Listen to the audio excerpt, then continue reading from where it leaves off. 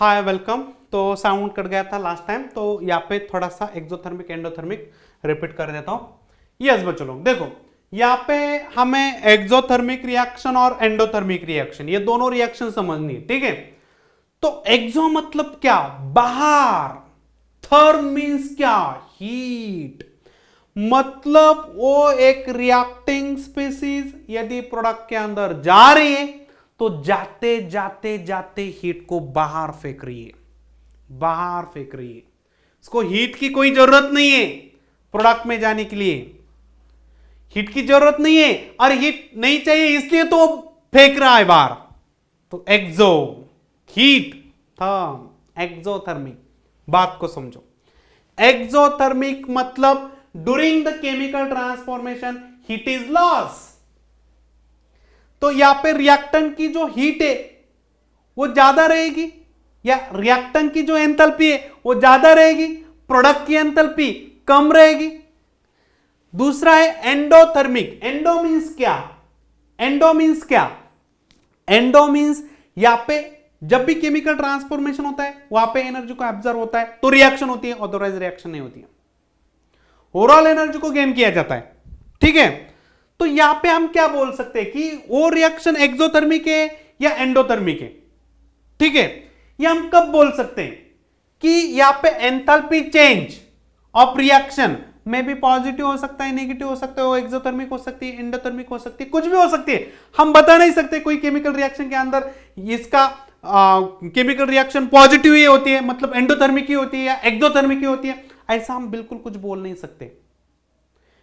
बहुत सारी chemical reaction है, किसी के अंदर हीट लॉस हो रही है, किसी के अंदर हीट एब्जॉर्ब हो रही है। यस, तो उसका एंडोथर्मिक होना या एक्सोथर्मिक होना वो उस रिएक्शन के नेचर के ऊपर डिपेंड है बच्चों लोग। बट एंथैल्पी ऑफ रिएक्शन के ऊपर हम एंथैल्पी ऑफ रिएक्शन ऐसा बोल नहीं सकते कि ऑलवेज हीट को एब्जॉर्ब ही करना है या ऑलवेज हीट को लॉस ही करना है। यस, पहली बात क्लियर है, ठीक है। तो यहां पे आपकी एंथैल्पी चेंज ऑफ रिएक्शन में भी पॉजिटिव हो सकता है। यहां पे चेंज देख रहे हैं मतलब final enthalpy minus initial enthalpy, product की एंथैल्पी और रिएक्टेंट की एंथैल्पी, ओके, इनका सब्सट्रैक्शन देख रहे हैं हम, ठीक है। तो enthalpy change of chemical reaction positive हो सकता है, नेगेटिव हो सकता है, ये किसके ऊपर डिपेंड है? ये किसके ऊपर डिपेंड है? Summation of enthalpy of product. जो भी आपके प्रोडक्ट के अंदर एंथैल्पीज है इनका समेशन करना है, ओके। या आपको enthalpy of summation of reactant, reactant की समेशन के रिएक्टेंट की एंथैल्पी ऐड करनी है और दोनों का डिफरेंस निकालना है, इनके ऊपर डिपेंड है। Summation of enthalpy of product के ऊपर डिपेंड है, summation of enthalpy of reactant के ऊपर है। कि ये पता है तो हम बोल सकते हैं रिएक्शन आपका ओवरऑल एनर्जी एब्जॉर्ब कर रहा है या ओवरऑल एनर्जी लॉस कर रहा है। यस, तो यहां पे हम क्या बात कर सकते हैं बच्चों लोग, यदि आपके पास ऐसी केस है कि कोई केमिकल रिएक्शन हो रही है उसके अंदर एंथैल्पी ऑफ प्रोडक्ट जो है, summation of enthalpy of product, यदि वो ज्यादा है मतलब प्रोडक्ट की एंथैल्पी ज्यादा है, मान के चलो कि यहां पे A प्लस बी रिएक्शन होगी, यहां पे C और D बन गया, तो C और D की एंथैल्पी ज्यादा है, इसका मतलब A ने और B ने रिएक्शन होते टाइम एनर्जी को एब्जॉर्ब किया और C और D को बना दिया। इसका मतलब है C की और D की एंथैल्पी बढ़ गई, C की और D की एंथैल्पी बढ़ गई। और फिर यहां पे summation of enthalpy of product क्या हो गया? ज्यादा रहेगा बच्चों लोग। तो यहां पे मैं बोल सकता हूं ना, summation of enthalpy of product ये ज्यादा है summation of enthalpy of reactant से। तो यहां पे आपका जब डिफरेंस निकालेंगे final enthalpy minus initial enthalpy, तो फाइनल एंथैल्पी ज्यादा होना है, इनिशियल एंथैल्पी कम होना है। तो यहां पे जो डिफरेंस आएगा H2 माइनस H1 ये क्या आएगा? पॉजिटिव आएगा, नेगेटिव आएगा? पॉजिटिव आएगा। इससे हम क्या पता कर रहे हैं बच्चों लोग? ओवरऑल एनर्जी एब्जॉर्ब हो रही है, अंदर आ रही है, सिस्टम के अंदर आ रही है, इसको हम क्या बोलेंगे? Endothermic reaction. इसको हम क्या बोलेंगे? Endothermic reaction. और यहां पे हम ऐसा बोल सकते हैं heat is absorb during the chemical change. Heat chemical change होते टाइम एब्जॉर्ब हो रही है, तो यहां पे हमने साइन क्या लगाया? डेल्टा H का पॉजिटिव साइन लगाया। और हीट एब्जॉर्ब हो रही है तो हम रिएक्टेंट के अंदर यहां पे ऐड, यहां पे भी हीट लिख सकते हैं।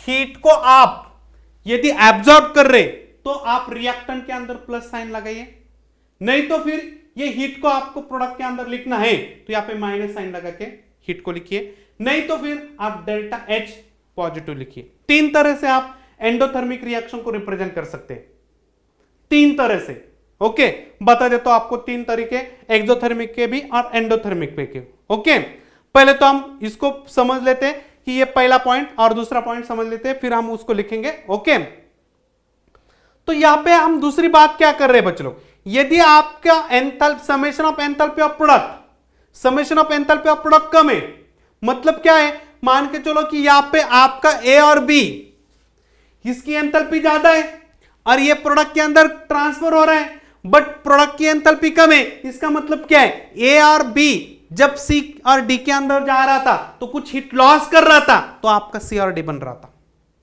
हीट लॉस कर रहा था, सी और डी बन रहा था। तो इसका मतलब क्या है, वो हीट सी और डी के अंदर नहीं जा रही थी, वो तो हीट आपकी कम हो रही थी, तो सी और डी की एंथैल्पी क्या रहेगी, कम रहेगी।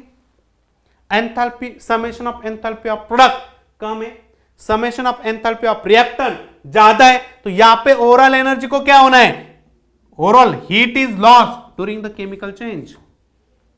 तो यहां पे इस रिएक्शन को हम कौन सी रिएक्शन बोलते हैं, एक्सोथर्मिक रिएक्शन, और इस रिएक्शन का हम डेल्टा H नेगेटिव से रिप्रेजेंट करते हैं, मतलब final enthalpy minus initial enthalpy, ये जो डिफरेंस निकालेंगे तो फाइनल एंथैल्पी कम रहेगी, इनिशियल एंथैल्पी ज्यादा रहेगी, कम से ज्यादा सब्ट्रैक्ट कर रहे हैं तो यहां पे आपका डिफरेंस नेगेटिव आएगा, मतलब घट रही है एनर्जी आपकी। ठीक है, तो कितनी घट रही है वो आप यहां पे वैल्यू के थ्रू बता सकते हैं कि कितनी एनर्जी रिलीज हुई या यहां पे आपकी कितनी एनर्जी एब्जॉर्ब हुई। यस, तो यहां पे हमें समझना क्या है बच्चों लोग कि कौन सी रिएक्शन है कि जिनके अंदर हीट लॉस हो रही है, या कौन सी रिएक्शन है कि जिनके अंदर हीट एब्जॉर्ब हो रही है। यस, तो हमें देखना क्या है कि आप जो एक्सोथर्मिक रिएक्शन की बात कर रहे हैं, यहां पे एक्सोथर्मिक रिएक्शन की बात कर रहे हैं, तो एक्सोथर्मिक के अंदर आपका ये होना फिक्स है। तो कौन कौन सी रिएक्शन है कि जो एक्सोथर्मिक है, रिएक्शन होते टाइम एनर्जी लॉस होती है, कंबशन रिएक्शन, ध्यान में रखो, all combustion reaction are exothermic. Combustion reaction, hydrocarbon की आप कंबशन रिएक्शन सुना होगा यार। यस, कंबशन रिएक्शन आपकी एक्सोथर्मिक है। Yes, neutralisation reaction, acid base neutralisation, एक एसिड है अरेनियस, एक बेस है अरेनियस, दोनों का मिक्सिंग हो रहा है एक सॉल्वेंट वाटर के अंदर, वहां पे आपका H2O बन रहा है, सॉल्ट बन रहा है, ये होते टाइम आपकी ओवरऑल एनर्जी लॉस होती है बच्चों लोग। This is the exothermic reaction, ये भी एक एक्सोथर्मिक रिएक्शन है। यस, तो यहां पे एक्सोथर्मिक रिएक्शन हमें डेल्टा H के साइन से पता चलेगा। अभी देखो बच्चों लोग, यहां पे एंडोथर्मिक रिएक्शन के बारे में हम बोल सकते हैं कि एंडोथर्मिक रिएक्शन हीट को एब्जॉर्ब कर लेते हैं। जनरली डिकम्पोजिशन वाली जो रिएक्शन होती है, डिकम्पोजिशन वाली जो रिएक्शन होती है वो आपकी एंडोथर्मिक रिएक्शन होती है। डिकम्पोजिशन मतलब जैसे कि अमोनिया है NH3, डिकम्पोजिशन करो तो उसका आपको H2 और N2 मिलेगा, एंडोथर्मिक रिएक्शन है। यस, तो यस, यहां पे आप एक्सोथर्मिक, यहां पे एक्सोथर्मिक बोल सकते हैं, यहां पे मैं एंडोथर्मिक बोल सकता हूं। ठीक है, तो इसके अंदर आप example decomposition reaction, most of the decomposition reaction आपको एंडोथर्मिक मिलेगी। Decomposition reaction, most of the decomposition reaction, AgCl आपने देखा होगा सनलाइट के थ्रू टूटता है, Ag और Cl में टूटता है। ठीक है, तो इसको थर्मल डिकम्पोजिशन बोला जाता है। इलेक्ट्रोलिसिस, NaCl तोड़ा जाता है तो Na और क्लोरीन बनता है, डिकम्पोजिशन वाला है। इलेक्ट्रिक करंट के थ्रू, मतलब इलेक्ट्रोलिसिस बोला जाता है इसको। ओके, तो आप कोई भी एनर्जी दो, किसी भी फॉर्म से दो, बट वहां पे वो हीट या वो एनर्जी लगने वाली है टूटने के लिए, डिकम्पोज होने के लिए। ठीक है, तो ऑलवेज हीट को एब्जॉर्ब होना है उस कंपाउंड को, यदि उसको प्रोडक्ट के अंदर जाना है तो। यस, तो अभी यहां पे बात करता हूं कि यहां पे आपको रिप्रेजेंटेशन कैसे करना है, कि एक्सोथर्मिक रिएक्शन का रिप्रेजेंटेशन कैसे करना है और एंडोथर्मिक रिएक्शन का रिप्रेजेंटेशन कैसे करना है। आपके पास मैं दो रिएक्शन देता हूं अभी, पहले तो आपको एंडोथर्मिक देता हूं, एंडोथर्मिक मान के चलो कि आपकी A प्लस बी ये कोई रिएक्शन हो रही है, यस, और ये रिएक्शन होते टाइम हीट एब्जॉर्ब हो रही है, तो इस हीट एब्जॉर्ब हो रही है तो यहां पे हीट को यहां पे रिएक्टेंट के अंदर प्लस साइन लगा के लिखो, या आप इस रिएक्शन को ऐसा भी लिख सकते हैं,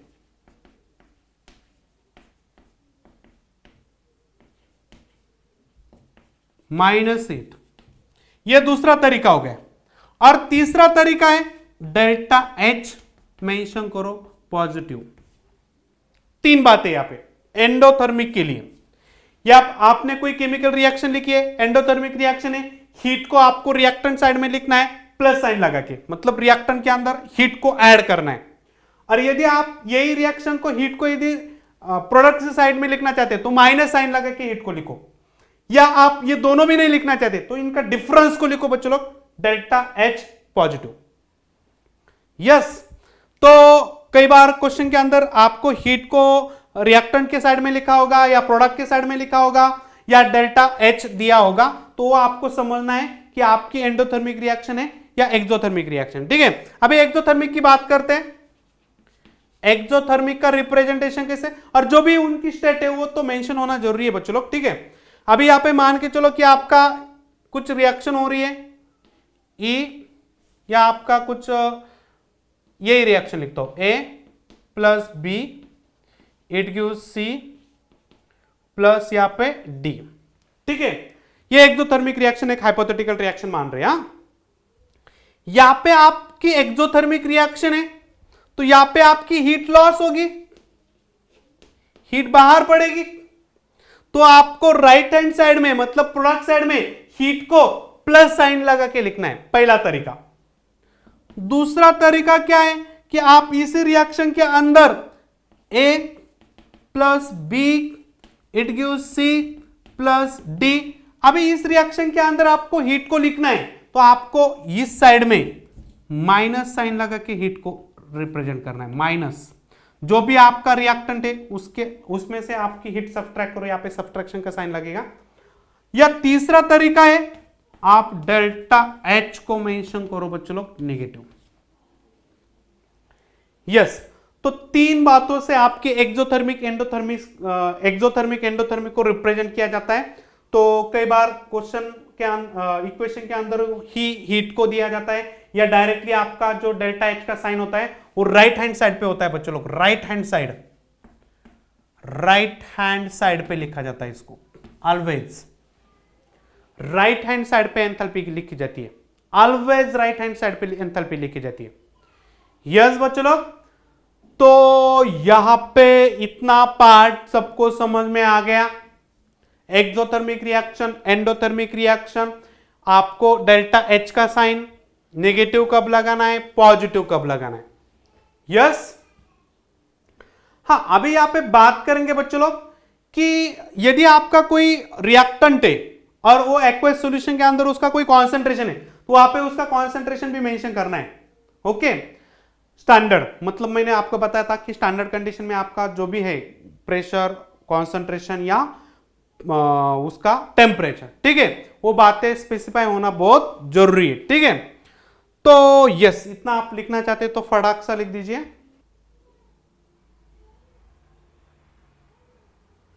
ठीक है, चलो अभी बात करते हैं बच्चों लोग कि आपकी स्टैंडर्ड एंथैल्पी, तो हमारा स्टैंडर्ड एंथैल्पी ऑफ रिएक्शन और एंथैल्पी ऑफ रिएक्शन, ये पॉइंट बहुत इंपॉर्टेंट था। ठीक है, और इसको हमने पूरा फोकस किया है। और अभी बात करने वाले बच्चों लोग कि थर्मोकेमिकल इक्वेशन क्या होता है। ओके, थर्मोकेमिकल इक्वेशन क्या होता है। ठीक है, चलो तो रब करना है मुझे, आपको लिखना है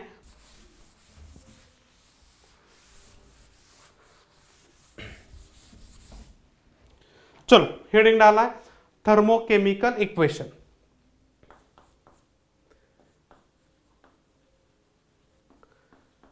थर्मोकेमिकल इक्वेशन, थर्मोकेमिकल इक्वेशन। ठीक है, अभी थर्मोकेमिकल इक्वेशन के अंदर क्या बात है बच्चों लोग कि यहां पे हमें एंथैल्पी चेंज तो देखना ही है। हाँ, एवरी जो केमिकल रिएक्शन है इसके अंदर आपका सबसे पहले आपका इंपॉर्टेंट बात है कि इक्वेशन को बैलेंस होना बहुत जरूरी है बच्चों। कोई भी केमिकल रिएक्शन ले लो, उसको इक्वेशन को बैलेंस होना जरूरी है। लॉ ऑफ कंजर्वेशन पता है यार, जितना रिएक्टिंग स्पीसीज डिकम्पोज हो जाएगा, जितना अमाउंट में डिकम्पोज हो जाएगा, उसी अमाउंट का आपको प्रोडक्ट मिल रहा है, इसीलिए तो इक्वेशन को बैलेंस कर रहे हैं। यस, तो एक बैलेंस केमिकल इक्वेशन के अंदर हमें देखना क्या है, एंथैल्पी का चेंज देखना है। सबसे पहले in balance chemical reaction, it is a balance chemical reaction, एक बैलेंस केमिकल रिएक्शन है। यस, कि जिसके अंदर हम क्या पढ़ रहे हैं बच्चों लोग, एंथैल्पी का change. It is the balance chemical reaction in which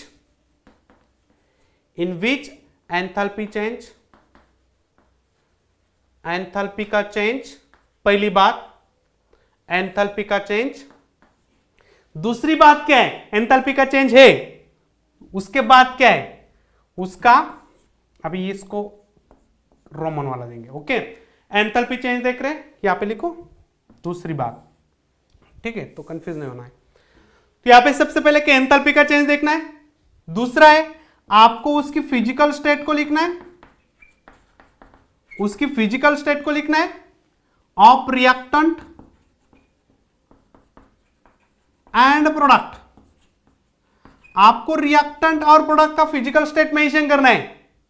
yes, और तीसरी बात क्या है बच्चों लोग, कि उसका जो रिएक्टेंट है और प्रोडक्ट है उसका अमाउंट मेंशन करना है, amount of reactant and product,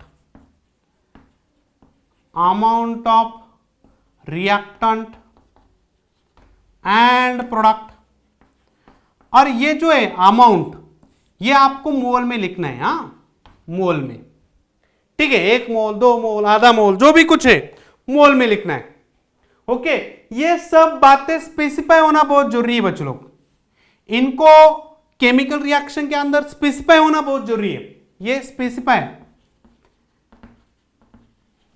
इनको स्पेसिफाइड करना है, आपको स्पेसिफाई करना है कि ये चीजें है, फिजिकल स्टेट ये है, उसका मोल इतना है, ये रिएक्शन के अंदर एंथैल्पी इतनी है, और ये रिएक्शन बैलेंस है। सबसे पहले सबसे पहले तो reaction balance. Okay, balance equation के अंदर एंथैल्पी का चेंज कितना है, बैलेंस इक्वेशन के अंदर फिजिकल स्टेट क्या है, रिएक्टेंट की या प्रोडक्ट की, या बैलेंस इक्वेशन के अंदर उसका जो अमाउंट है वो मोल के अंदर रिप्रेजेंट करना है, मतलब 1 मोल 2 मोल 3 मोल, ग्राम से नहीं, हाँ ग्राम से नहीं, पहली बात, ठीक है। तो जो भी आप वैल्यूज लिखेंगे, एंथैल्पी की जो भी वैल्यू लिखेंगे बच्चों लोग, एंथैल्पी की जो वैल्यूज है वो आपको विथ साइन रिप्रेजेंट करना है। और राइट हैंड साइड पे सबसे इंपॉर्टेंट बात कि यहां पे आप रिएक्टेंट एंड प्रोडक्ट जो है उसको तो हम एक बैलेंस इक्वेशन के अंदर स्पेसिफाई कर रहे हैं। दूसरी बात, यहां पे value and appropriate sign, value, दूसरा बताता हूं, यहां पे value and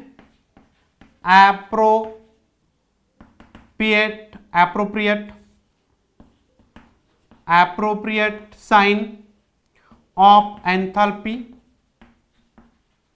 mention on right hand side। मतलब इधर मैंने आपको बताया कि एंथैल्पी जो है, value and appropriate sign of enthalpies mention on right hand side.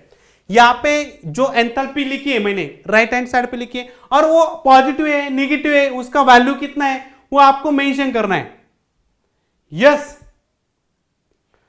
तो ये आपको मेंशन करना है। यदि रिएक्शन है तो यहां पे ऐसा लिखिए, ठीक है, रिएक्शन है तो आर लिखिए, फॉर्मेशन है तो एफ लिखिए, कंबशन है तो सी लिखिए, ठीक है। तो वो लिखना बहुत जरूरी है। Yes, physical state of reactant and product, physical state of reactant and product, इसको हम स्पेसिफाई करेंगे। ओके, तो यहां पे मैं बोल रहा हूं तीसरा पॉइंट जो है फिजिकल स्टेट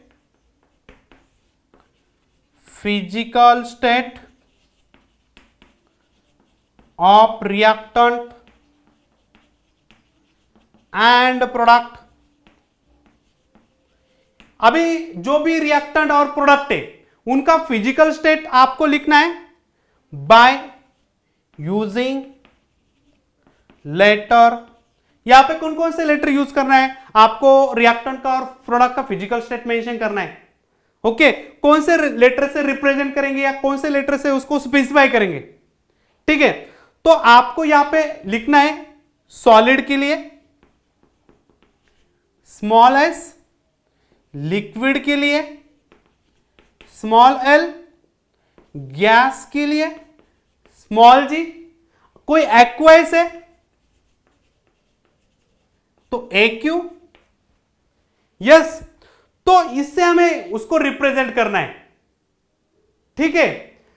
तो डेल्टा एंथैल्पी ऑफ रिएक्शन जो है बच्चों लोग, ये वैल्यू आपको किससे रेफर कर रही है, वो जो है delta H. Okay, delta H जो ये वैल्यू है इस एंथैल्पी, ये जो है इस रिएक्शन की एंथैल्पी है।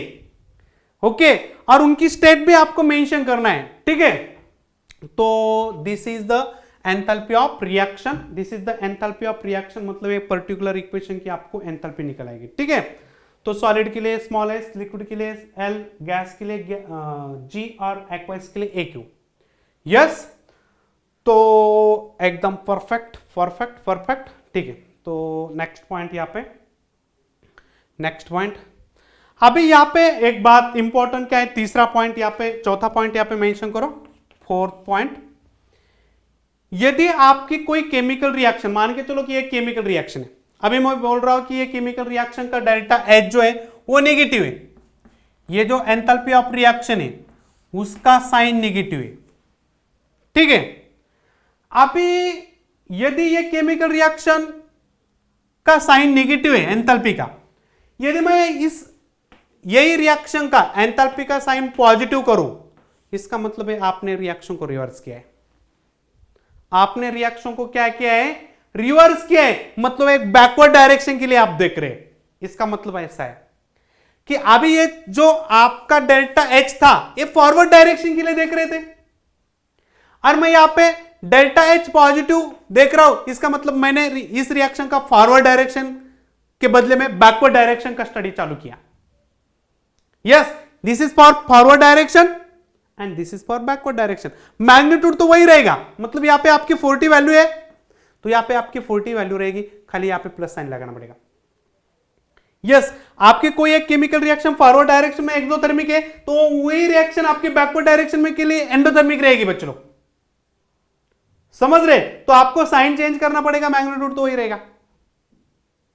यस, तो आपकी रिवर्स करने पे आपका क्या हो जाएगा बच्चों लोग, एक्सोथर्मिक रिएक्शन एंडोथर्मिक हो जाएगी, एंडोथर्मिक रिएक्शन एक्सोथर्मिक हो जाएगी। आप यदि डेल्टा एच का साइन चेंज करेंगे मैग्नीट्यूड वही रहेगा, आपका साइन चेंज करेंगे तो आपका एक रिएक्शन रिवर्स हो गया, इसका मतलब सीधा सीधा एकदम, ठीक है। यस बच्चों लोग, कोई डाउट नहीं होना चाहिए यहां पे। ओके, तो साइन को आप रिवर्स कर रहे हैं तो वहां पे आपका रिवर्स स्टडी चालू हो गया।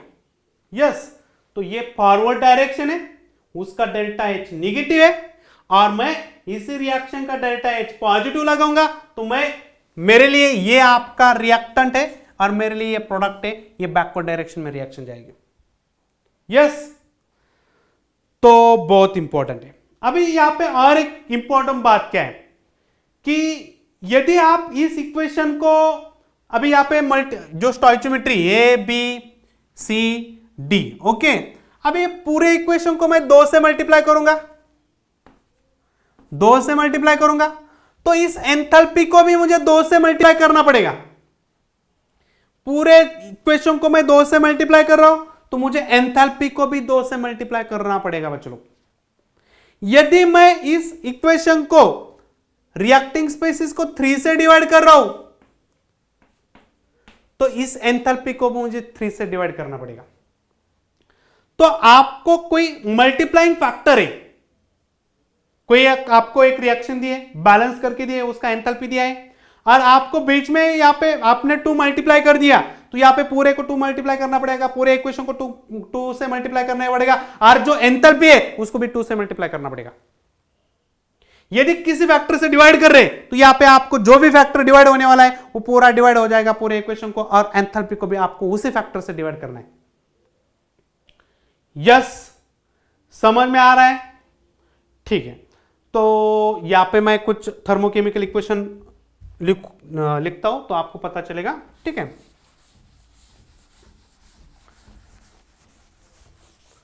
तो ध्यान में रखना है, इक्वेशन को आपने जिस चीज से मल्टीप्लाई किया है या डिवाइड किया है वही आपको यूज करना है। वैल्यू को मल्टीप्लाई किया है, इक्वेशन को मल्टीप्लाई किया है, तो आपको जो डेल्टा एच का वैल्यू है उसको भी वही वैल्यू से मल्टीप्लाई करना है। यदि किसी वैल्यू को आपने डिवाइड किया है, किसी इक्वेशन को आपने डिवाइड किया है किसी वैल्यू से, तो डेल्टा एच को भी आपको डिवाइड करना है जो एंथैल्पी है इक्वेशन के अंदर की। ठीक है, तो देखो अभी यहाँ पे हमारे पास एक इक्वेशन है, आप कंबशन रिएक्शन CH4 का कंबशन। ओके, अभी आपके पास एक CH4 का कंबशन है, CH4 + O2। तो कंबशन का एंड प्रोडक्ट क्या है? What is the end product of combustion? CO2। अरे यहाँ पे स्टेट को मेंशन कर रहा हूं, ठीक है, और यहाँ पे H2O। ठीक है, अभी मुझे एक बात बताओ, ये रिएक्शन का जो एंथैल्पी ऑफ रिएक्शन है स्टैंडर्ड, स्टैंडर्ड की बात कर रहा हूं बच्चों लोग, ध्यान में रखना है। यहां पे जीरो साइन लगा है मतलब स्टैंडर्ड है, मतलब दिमाग में रखना है आपको। CH4 गैस है, O2 गैस है, CO2 गैस है, H2O गैस है, और ये रिएक्शन एट STP पे हो रही है। ओके, ये रिएक्शन एट STP पे हो रही है। ठीक है, तो यहां पे लगभग आपकी जो एंथैल्पी 890 किलो जूल के आसपास है। ओके, 890 किलो जूल के आसपास है। अभी ये जो माइनस साइन है ये आपको क्या डिनोट कर रहा है? दिस माइनस साइन इंडिकेट क्या, आपको क्या इंडिकेट कर रहा है? ये इंडिकेट कर रहा है कि रिएक्शन जब हो रही है तो इतना अमाउंट ऑफ एनर्जी बाहर जा रही है। कब? जब इसका आप 1 मोल CH4 और यहां पे इक्वेशन को बैलेंस करना पड़ेगा, यहां पे 2, यहां पे 2, यहां पे 2 मोल आपका O2, इतना आपका रिएक्ट हो रहा है, और आपका 1 मोल CO2 and 2 mole H2O form हो रहा है, तो आपकी उतनी अमाउंट ऑफ एनर्जी बाहर जा रही है। यस बच्चों लोग, अभी मैं क्या करता हूं, अभी मतलब मान के चलो कि आपका 1 मोल CH4 पे 2 मोल ऑक्सीजन लगना फिक्स है, कंप्लीट कंबशन रिएक्शन है, तो ये पूरा का पूरा डिकम्पोज हो जाएगा, तो इसका 1 मोल और इसका 2 मोल बनेगा, तो इसका इतना -890 किलो जूल इतना एनर्जी बाहर जाएगा, मतलब 890 इतना एनर्जी बाहर जाएगा। यस, अभी यदि आप सेम रिएक्शन इसके 2 मोल के लिए करेंगे तो ऑक्सीजन भी आपको उतना ही लगेगा जितना 2 मोल के लिए जरूरी है। अभी 1 मोल के लिए कितना चाहिए था? 2 मोल, तो 2 मोल के लिए कितना लगेगा? 4 मोल, तो यहां पे भी हमें 2 से मल्टीप्लाई करना पड़ेगा। तो यहां पे CO2 कितना मिल रहा था पहले? 1, तो यहां पे अभी डबल मिलेगा। यहां पे कितना मिल रहा था पहले? 2, तो यहां पे अभी डबल मिलेगा। तो यहां पे एंथैल्पी भी आपको डबल मिलेगी कि नहीं मिलेगी? जब आप 2 मोल के लिए CH4 के लिए रिएक्शन कर रहे हैं तो आपको उसी अमाउंट में ऑक्सीजन लगेगा, उसी अमाउंट में आपका CO2 बनेगा, उसी अमाउंट में आपका H2 बनेगा, और उसी अमाउंट में आपकी एनर्जी रिलीज होगी। यस, इसलिए आप पे 2 मल्टीप्लाई किया। समझ रहे? नोट करना है बच्चों लोग, नोट करना है पॉइंट। अभी यहां पे मैं बोल रहा हूं कि अभी चलो 2 को हटा दीजिए, दूसरी केस लेते हैं, डिवीजन वाली। ठीक है, अभी मल्टीप्लिकेशन वाली केस एक हो गई, अभी केस नंबर 1 मल्टीप्लिकेशन की। अभी 2 को हटाइए, पूरा इक्वेशन ओरिजिनल पहले जैसे बनाइए। ठीक है, यस बच्चों लोग, अभी यहां पे देखो, इस रिएक्शन के अंदर 1 मोल, यहां पे 2 मोल, ठीक है, CO2 1 मोल, ये 2 मोल। अभी मेरे पास CH4 आधा मोल है, आधा, तो इसको डिवाइड बाय 2 करना पड़ेगा। तो यहां पे भी आपके 2 मोल है, इसका 1 मोल पे 2 मोल है, तो इसके आधे पे इसका कितना होगा? आधा, मतलब 1, तो इसका भी आधा, इसका भी आधा, तो 1 मोल पे आपको 890 किलो जूल की एनर्जी बाहर जा रही थी। अभी आधे मोल पे तो उसकी आधी हो जाएगी ना बच्चों लोग। 1 मोल के लिए 890, तो आधे मोल के लिए कितना? आधा करना पड़ेगा, इसलिए डिवाइड बाय 2। समझ रहे हैं बच्चों लोग? यस, क्लियर है फंडा एकदम। एंथैल्पी ऑफ आपकी रिएक्शन एकदम परफेक्ट है, तो आगे जाएंगे। यदि दिक्कत है तो बताइए दिक्कत क्या है। ठीक है, तो अभी नेक्स्ट पॉइंट हमारा है enthalpy of formation. Enthalpy of formation, अभी यहां पे हमारे पास टाइम है। अभी पहला लेक्चर हमारा लगभग 20 मिनट का लेक्चर है, और ये 30 मिनट का मतलब लगभग आपका 1 घंटे का लेक्चर तो हो गया। ओके, अभी enthalpy of formation, enthalpy of combustion, और उसके बाद हम पूरा उसके ऊपर क्वेश्चन करेंगे। ठीक है, अभी नेक्स्ट लेक्चर के अंदर हम एंथैल्पी ऑफ फॉर्मेशन, ठीक है, और एंथैल्पी ऑफ कंबशन, और उसके बाद पूरा प्रॉब्लम लेंगे। ठीक है बच्चे लोग, तो इसके पहले ये लेक्चर और इसके पहले का लेक्चर, ये दोनों लेक्चर आपको एक ही सेशन के अंदर अटेंड करने हैं, मतलब 1 घंटे के अंदर 2 लेक्चर हो जाएंगे। ठीक है, तो चलो यहाँ पे स्टॉप कर लेते हैं, और नेक्स्ट सेशन के अंदर हम क्या करेंगे, enthalpy of formation, enthalpy of combustion और प्रॉब्लम वर्कआउट करेंगे। ठीक है, चलो तो यहाँ पे स्टॉप कर लेते हैं बच्चों लोग, चलो बाय।